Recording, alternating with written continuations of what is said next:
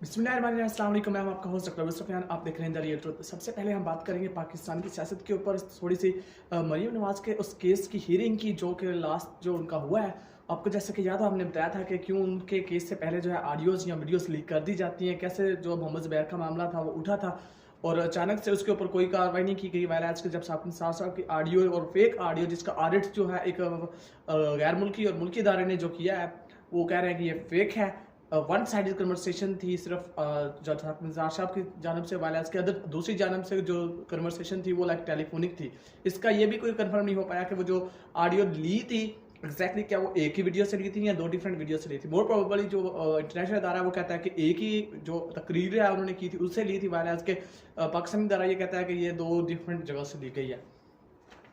चलिए आगे निकलते हैं। अब जब ये कोर्ट में पेश हुई थी लास्ट टाइम तो इनसे कुछ क्वेश्चन किए गए थे और इनके जो वकील हैं उन्होंने बड़े अच्छे से लाइक इनके जवाब दिए और साथ में अदालत ने जो है वो जो नैब है उसको 8 सवाल कहे थे। उन्होंने कहा था कि कैसे पता चलता है ये जो जायदाद है ये मरीम नवाज के यानी कि इनकी खुद की है और ये कौन सा ऐसा तरीकाकार है जो बताता है कि जो अदालत जो है ना अदालत में ये प्रूव कर सकें कि ये जो जायदाद है मरीम नवाज के साथ लंदन फ्लैट्स हैं ये डायरेक्ट इन्हीं के हैं या इन्होंने खुद खरीदे हैं। ये केस तो 2012 में दर्ज किया गया, आप इसको 2016 में कैसे या 2021 में कैसे इंप्लीमेंट करते हैं। साथ में अदालत ने और ये कहा था कि भाई जिनके नैब को ये कहा था कि आप ये कैसे पहले ये प्रूव करें कि आप इसके बाप की जायदाद थी, क्या उसके ऊपर ये जायदाद जो है वो प्रूव हुई, क्या वो इसके मालिक हैं, क्या कोई ऐसा कानून है या कोई किसी बंदा या इसके मैं अपनी जायदाद किसी अपने घर वाले को अगर ट्रांसफर करता हूँ तो क्या मुझे उससे पूछने की जरूरत है। तो इस तरह से 8 एक बड़े स्ट्रॉन्ग सवाल जो थे वो अदालत ने मरीम नवाज की तरफ से, कहना तो नहीं चाहिए लेकिन यह है कि उनकी एक जेन्युइन बात थी कि जो उन्होंने नैब को थमाया कि चलें आप इसके ऊपर हमें बात करके बताएं। पाकिस्तान की सियासत में जो ये ऑडियोज और वीडियो का लीक होने का सिलसिला ये आजकल चल रहा है। मोदी हुकूमत साहब के खिलाफ एक 25 नवंबर को एक दरखास्त की जो है वो समाअत होगी। मोदी और अमित शाह के ऊपर गद्दारी का मुकदमा है। ये पहली दफा हुआ है इंडिया में कि प्राइम मिनिस्टर के ऊपर इंडिया में या लाइक जो दूसरा नाम है वो भी एक चीफ मिनिस्टर है अमित शाह साहब, उनके ऊपर गद्दारी का मुकदमा हो।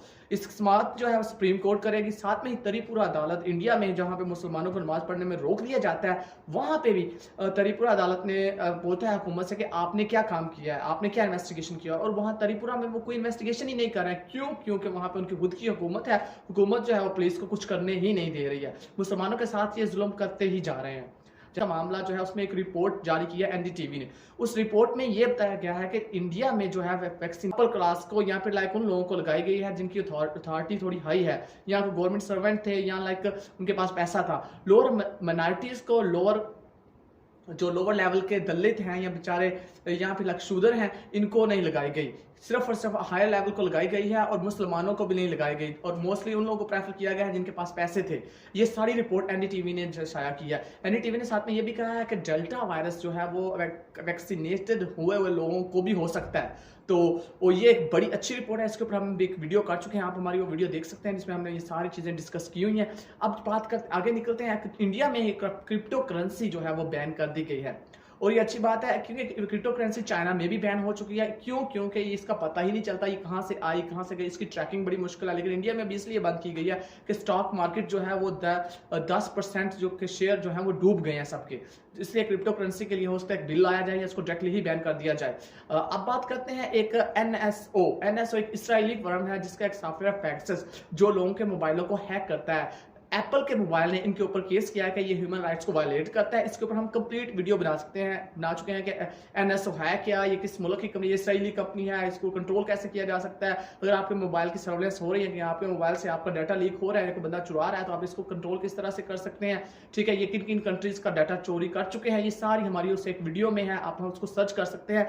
एनएसओ द रियल ट्रुथ के इसी चैनल के अंदर ही वो वीडियो मौजूद है, उसमें सारा डाटा हमने बताया हुआ है। ये केस जो है अभी एप्पल ने अभी किया है। ऑस्ट्रेलिया ने जो है वो हिजबुल्लाह के ऊपर एक टेररिस्ट डिक्लेयर कर दिया है। हिजबुल्लाह के साथ साथ उन्होंने नाजी जो कि वाइट सुप्रीमिस्ट की एक जमात है उसको भी बैन कर दिया, उन्होंने भी उसको टेररिस्ट की एक्ट में डाल दिया है। और ये अच्छी बात है। हिजबुल्लाह का तो आई डोंट नो कि उन्होंने क्यों किया, लेकिन यह है कि मुसलमानों के खिलाफ कोई भी काम हो ये जो है फॉरेन जितने भी कंट्रीज हैं ये सारे इकट्ठे हो जाते हैं, खासकर अमेरिका, कनाडा और ऑस्ट्रेलिया, ये जो है अमूमी तौर पर ये इकट्ठे होकर। और ताइवान की ताइवान की बात हम पहले से भी आपको बताते आ रहे हैं कि चाइना जो कहता था कि भाई जो वन स्टेट टू नेशन की थ्योरी है, यानी कि ताइवान हमारा हिस्सा है, इससे पहले अमेरिका ने ये कहा था कि हम जो है अब जब ये ताइवान और चाइना की लड़ाई होगी तो हम ताइवान का साथ देंगे। अभी यूएस ने ये कहा है कि हम इन दोनों को टेबल पे बिठाएंगे, बिठा के बात करवाएंगे। जब ताइवान से पूछा गया कि आपकी मिलिट्री तैयारी क्या थी, उन्होंने कहा कि हमारी मिलिट्री तैयारी बहुत फिट है, टिकट साथ चल रहा है। ये कल की बात है, जो इनके आज सुबह सुबह की।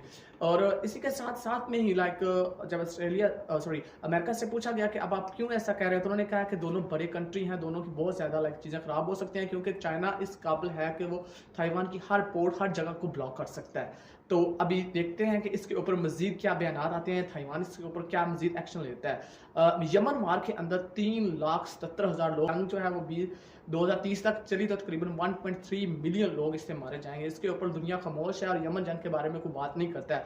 इथोपिया में जैसा कि हमने लास्ट टाइम आपको रिपोर्ट किया था कि उनके जो प्रेसिडेंट हैं, प्राइम मिनिस्टर है, उन्होंने कहा था कि हम आखिरी दम तक लड़ेंगे, क्योंकि जो उनकी जो टेररिस्ट ग्रुप्स हैं या जो ग्रुप्स जो उसको ऊपर ले रहे हैं यानी कब्जा कर रहे हैं, वो सेंट्रल की तरफ मूव हो रहे हैं। इस वजह से फ्रांस और इटली और साथ में अमेरिका ने अपने शहरियों को कहा कि आप छोड़ के तो अपने मुल्क में वापस आ जाएं। न्यूजीलैंड ने लॉकडाउन जो है वो एक्सटेंड कर दिया अगले साल अप्रैल 22 तक। और ये अच्छी बात है, चाइना में भी तकरीबन ब्लॉक की चीज़ें हैं, हम बड़ी मुश्किल से बाहर नहीं जा सकते हैं, हम इनके अपने कंट्रीज नहीं जा सकते हैं, लेकिन समहाउ जो है बाहर से लोग फिर भी यहाँ डबल वैक्सीनेशन होने के बाद या फुली वैक्सीनेटेड होने के बाद यहाँ पर आ सकते हैं। आज के इस वीडियो में इतना ही। आप मुझे ज़्यादा दीजिए। अस्सलाम वालेकुम और हमारे चैनल को प्लीज़ सब्सक्राइब कीजिए।